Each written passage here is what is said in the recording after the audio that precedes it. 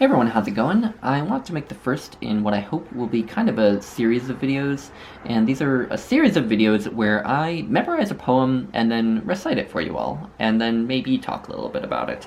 And the inspiration for this little series, and it's not going to be a series where I post a video like every week or every month, it's just going to be something that I do just on occasion when I'm inspired, but the inspiration for this series is something that Glenn Maxwell once said in an interview. Glenn Maxwell is a poet, but I primarily know him for his book of criticism called On Poetry, where he just writes about the nature of poetry and what poetry is and how to read poetry and how to write poetry.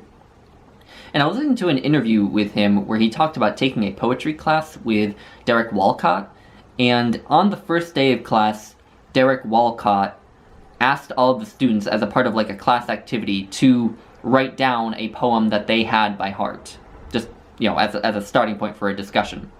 And almost none of the students had any poems by heart. Glenn Maxwell says he had like a few lines, but that was about all. And then Derek Walcott was just amazed, and he just said, "Oh my God, you don't actually love poetry? Why are you even here?" You know, because it is kind of a hallmark of a major lover of poetry that they will have poems by heart. Just like a lot of us, I think, have songs by heart, have song lyrics by heart, and probably also have music by heart, even if we don't necessarily play it. And I don't have that many poems memorized. You know, I have a few. I mean, I probably have more than some people, but not that many. And I would like to change that. I would like to memorize more poems, just as a way of appreciating some poems that I love more deeply, but also because it's cognitively very good for you, I think, to engage in memorization. I think it's very good for your brain. And it might seem like betraying the spirit of reading poetry for me to sort of coerce myself into memorizing poems through this, you know, series, because obviously the ideal way for you to memorize poems is to just read a poem so many times that you just come to possess it. You know, Harold Bloom has talked about that in interviews about how, you know, you should never memorize a poem by rote. You should just read it out loud, read it to yourself until you possess it. And the poems that I have memorized before have tended to be through that kind of memorization, where I've just read it so many times or listened to someone reading it so many times that I come to possess it. And it may seem that this project is betraying that sort of spirit, but all the poems that I pick are going to be poems that I've already read many, many times. Some of my favorite poems of all time.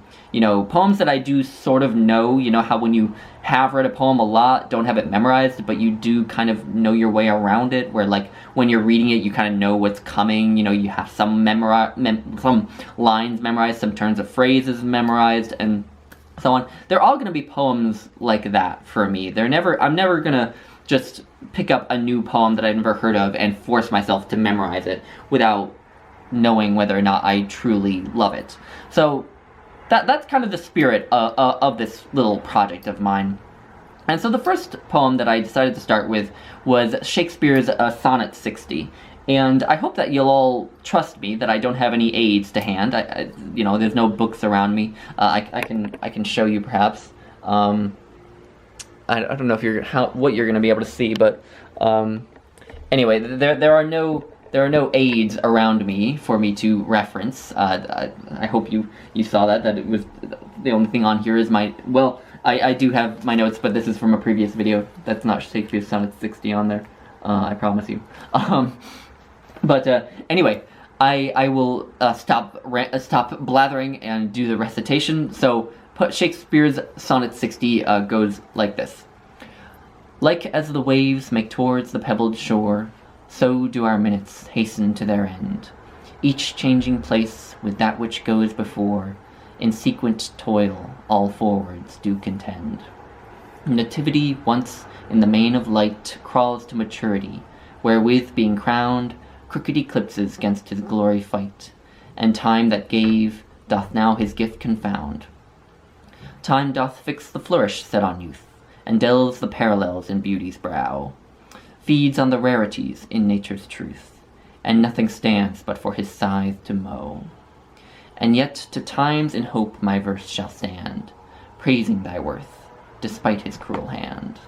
So, yeah, that's the poem. I memorized it. It was actually relatively easy to memorize. It only took me like a half hour, maybe not even a half hour or so, because that's how much I've read it.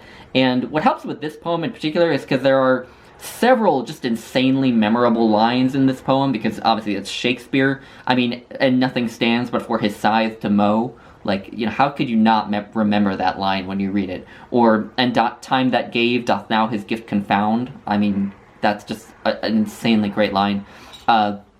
Like as the waves make towards the pebbled shore. I just love that first line. And that final couplet, you know, which is kind of supposed to be consolatory, I think. It's supposed to sort of push back against the pessimism of the first three stanzas, you know, which are all about how time's decay is inexorable, how none of us, you know, can resist the decay of time, and so on and so forth. And I feel like there must be a kind of hint of irony or impotence to those final two lines, you know, because obviously even though this poem is remembered and does, you know, stand against time in a way, ultimately all works that are created by human hands will perish, right? You know, a billion years will pass, the earth will end, and everything that we created will be gone. And that's what the first three stanzas are about, and those last two couplets are supposed to tell us that actually no. But again, there is an extra layer to that ending. And you know, one of my favorite aspects of the poem is that line, and nothing stands but for his scythe to mow. And what I really like about that is that it's at least in modern pronunciation, I don't know how that would have been pronounced in Shakespeare's time, because pronunciation has changed slightly, I know, since Shakespeare's time. But the mow and brow, its rhyme in the rhyme scheme are a slant rhyme. They don't rhyme perfectly. And mow, I feel like, just is so jarring at the end of that stanza, right? Like, you know, because the first two stanzas had perfect rhymes, and the other two lines in that stanza have perfect rhymes, and then suddenly you get mow instead of something that actually rhymes properly with brow. And I feel like that's a great way of just driving home how, you know, what time does to us doesn't necessarily just happen gradually. It can happen very suddenly. You know, we can suddenly be thrown up for a loop by an event that we just didn't see coming, right? And I feel like that line captures that so brilliantly like that. And it's also just a great image, right? This, you know, nothing stands but for his scythe to mow. It's a great image. And it also is dissonant with the image that we open the poem with, because the opening image is of waves on the shore. And that's very different from a scythe mowing down, you know, crops. And so it's dissonant in that way as well, and perhaps more jarring in that way. So anyway, I love that poem so much. I hope that this video wasn't too pretentious or anything. I hope you enjoyed it. But that's all I'm gonna say. I don't know what the next poem will be. We'll see. I don't know when I'll do my next poem, but I hope you enjoyed. Anyway, bye guys.